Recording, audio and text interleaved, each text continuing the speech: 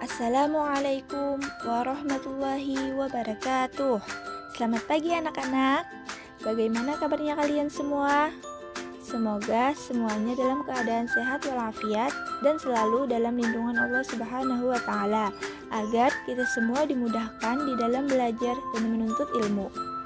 Alhamdulillah, pada hari ini kita dapat bertemu kembali dalam mata pelajaran fikih, meskipun sekarang kita tidak dapat bertemu secara langsung. Ya, untuk memulai pembelajaran kita pada hari ini, marilah kita mengucapkan basmalah. Bismillahirrahmanirrahim.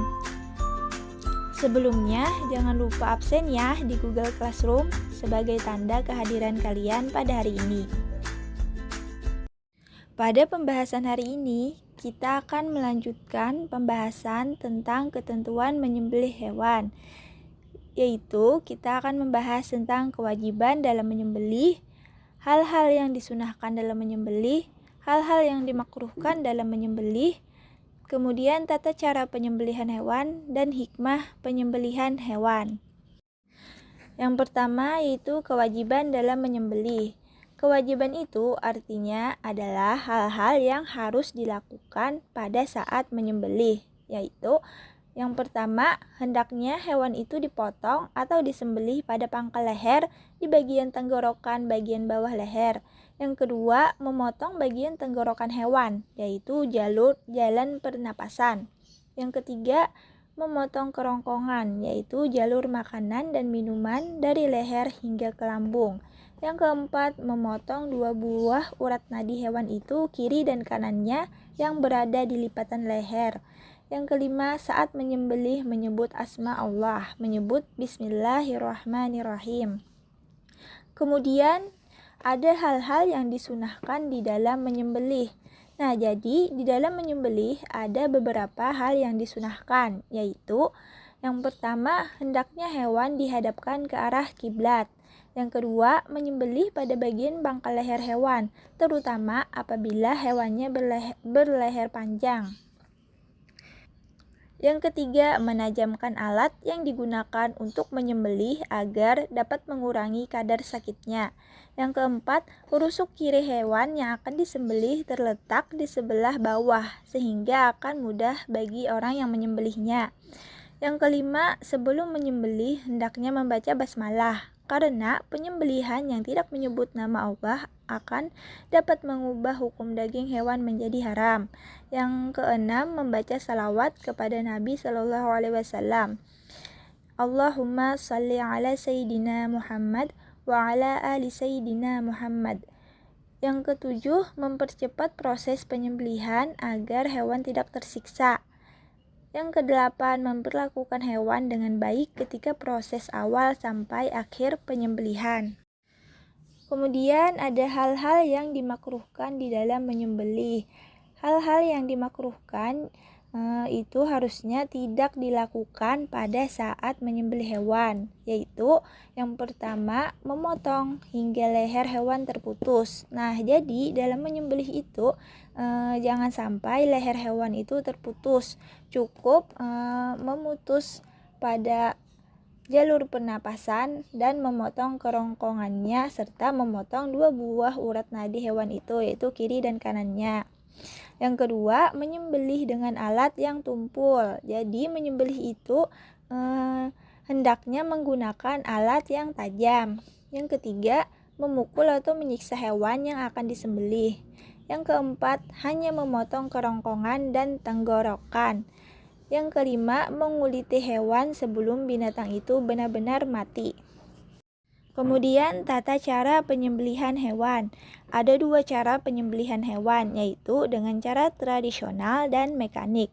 Kedua cara ini diperbolehkan dan hasil sembelihannya halal dimakan dengan catatan syarat-syarat yang telah ditentukan syara harus terpenuhi, seperti ketentuan hewan yang akan disembelih, alat yang dipergunakan, dan ketentuan orang yang menyembelih hewan.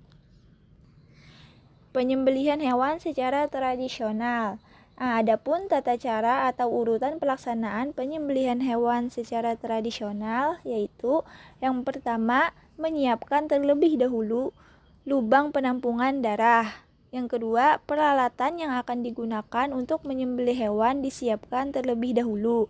Yang ketiga, hewan yang disembelih dibaringkan menghadap kiblat, lambung kiri di bawah.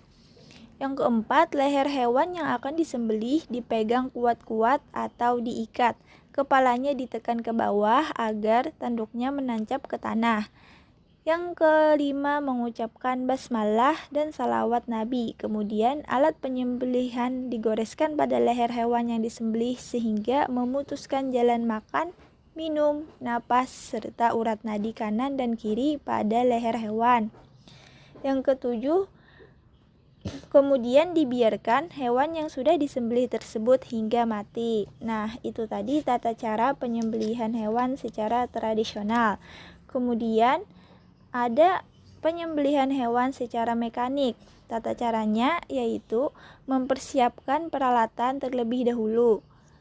Yang kedua, sebelum disembelih, hewan dibuat pingsan terlebih dahulu dengan ditotok urat syarafnya, dengan tujuan untuk mengurangi penderitaan hewan yang akan disembelih.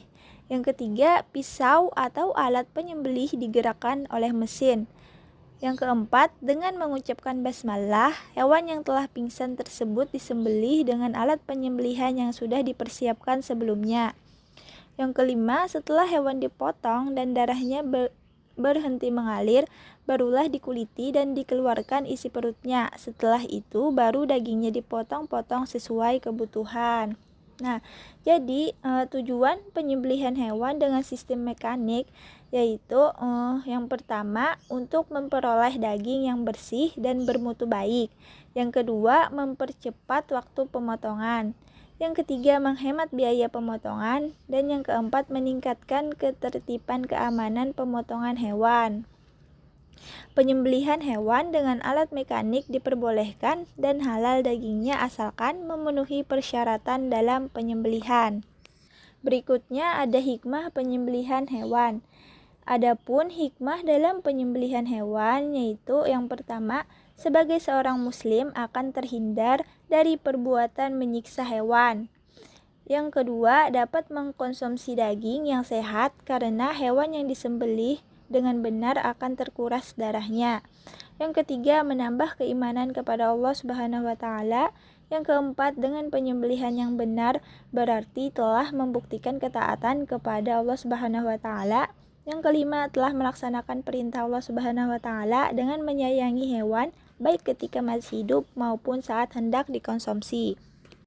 Ya, dari penjelasan tadi dapat kita simpulkan pembelajaran kita pada hari ini tentang kewajiban di dalam menyembelih, yaitu hal-hal yang harusnya dilakukan.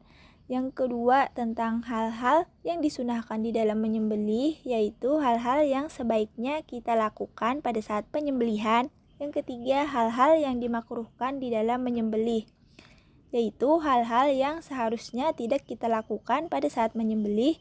Kemudian, tata cara penyembelihan hewan, yaitu tadi ada dua, secara tradisional dan secara mekanik.